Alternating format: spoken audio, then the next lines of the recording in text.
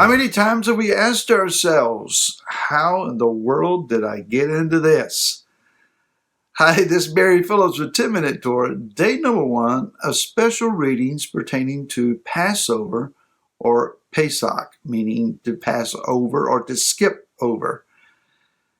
For those that have celebrated Pesach, for those then that are subsequently eating matzah for the prescribed days of unleavened bread, I support you, I celebrate with you, I encourage you and pray that the Father's blessings and favor be upon you and that you receive great revelation from Him during these days. My family, my congregation, and myself will be observing a month later in the month of April, beginning on the night of the 25th. For information as to why we are doing so, you can go to our YouTube channel, Remnant of Israel. Watch the video that is entitled Signs in the Heavens, number 4. Not throwing stones, not being disagreeable, not being divisive. I support you in what you're doing, and I ask Yah's loving favor to be upon you. We're doing a little differently. So that said, let's continue on. Today's special readings are going to be found in the book of Shemot or Exodus chapter number 12, beginning with verse number 21. And Moshe called for the elders of Israel and said to them, "Go out and take lambs for yourselves according to your clans and slay the Pesach, the Passover lamb. And you shall take a bunch of hyssop and dip it into the blood that is in the basin and strike the lintel and the 2 doorposts with the blood that is in the basin, and none of you shall go out of the door of his house until morning. Yahweh shall pass on to smite the Mitzrites and shall see the blood on the lintel and on the 2 doorposts. And Yahweh shall pass over the door and not allow the destroyer to come into your houses to smite you. You shall guard this word as a law for you and your sons forever." So there is a call then to observe this meal of remembrance of Pesach, the Passover Seder. Let's consider what's being said here. There is a night of judgment that has now been prescribed for Mitzrayim, for Egypt.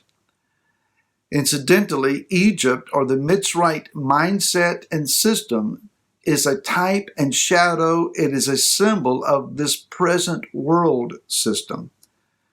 So the debauchery, the lewd sin nature, the gross lying, deception, manipulation, efforts of control, etc., the violence, the murder, the theft, the sorcery, the drug use, all of these things are a type of the world system and were likely found in some form in Mitzrayim.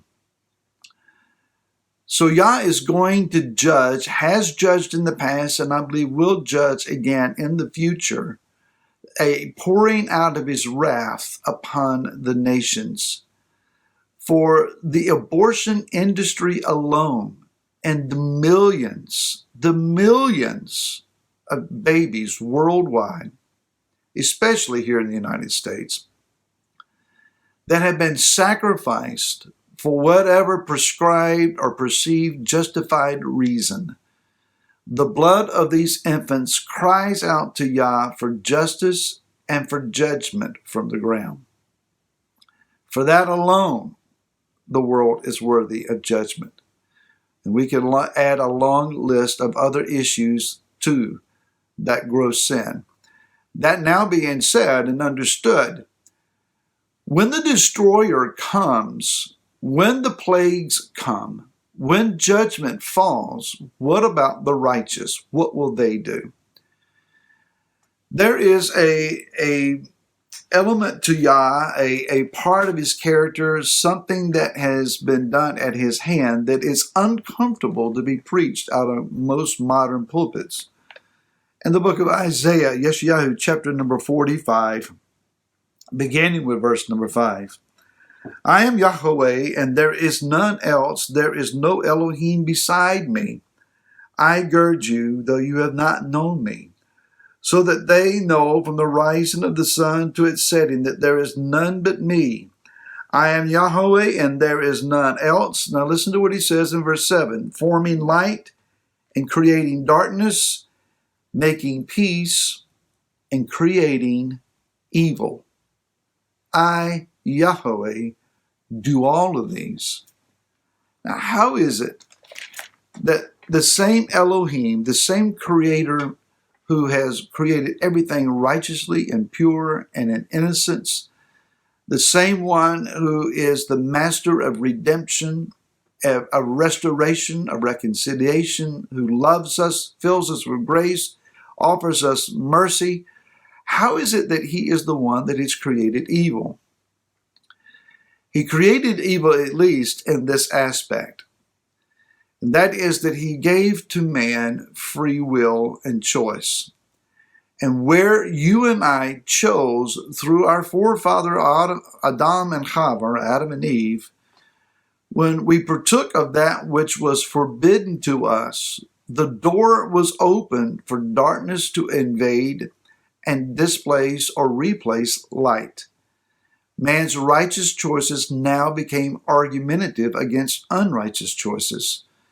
Now darkness has an opportunity to prevail, and the will of man and evil ensue. Matter of fact, just a few chapters later in Bereshit or Genesis 6, we find that man had so corrupted himself in his erroneous, devastating, debauched choices that he had become incapable of a righteous thought. The evil that Yah created by creating free will had corrupted the earth to a place that worldwide judgment was necessary. What did the righteous do in that day? They acted in obedience. Yah gave a means of escape by which they would go through the judgment, not out of it. They went through judgment and came out on the other side. It wasn't as if they were without effect. I'm sure that the year that they spent inside of a boat, outside any natural sunlight, living with the animals and smelling the animals and all of their debris for a year, had to be quite overwhelming. But they survived, and they came through the judgment and the peril of death. Those that were in Mitzrayim were delivered after the night of Pesach. The destroyer, a being that Yah himself had created, passed through the land and slew everyone that was not covered by the blood. That is the firstborn. The firstborn of every family and of every animal and beast inside the land of Mitzrayim was taken out, except for those that had obeyed and were covered by the blood. These people walked out free and celebrating and rejoicing for their deliverance, only to find themselves ill-prepared for the journey that ensued. Now, it did not have to take 40 years, but it did. They were not prepared to walk out the deliverance that the Father had exercised for them. If Yah were to break your chains, open your cell doors, if Yah were to purge the harmful and crippling memories of your past from your mind, if Yah were to forgive all of your sins so that they're no longer standing against you, and He has done those things for many of us, how would we live? Are we prepared to walk righteously and uprightly as a result of that which the Father has done and accomplished for us? It's very easy for one that has suddenly found their freedom to feel allowed, to feel special, and now it doesn't count against me. Finding their newfound freedom, they soon can go right back into the same traps that they came out of. Yah's power to deliver is also available to enable us to walk uprightly and righteously. We're going to follow this up again tomorrow. Until then, shalom.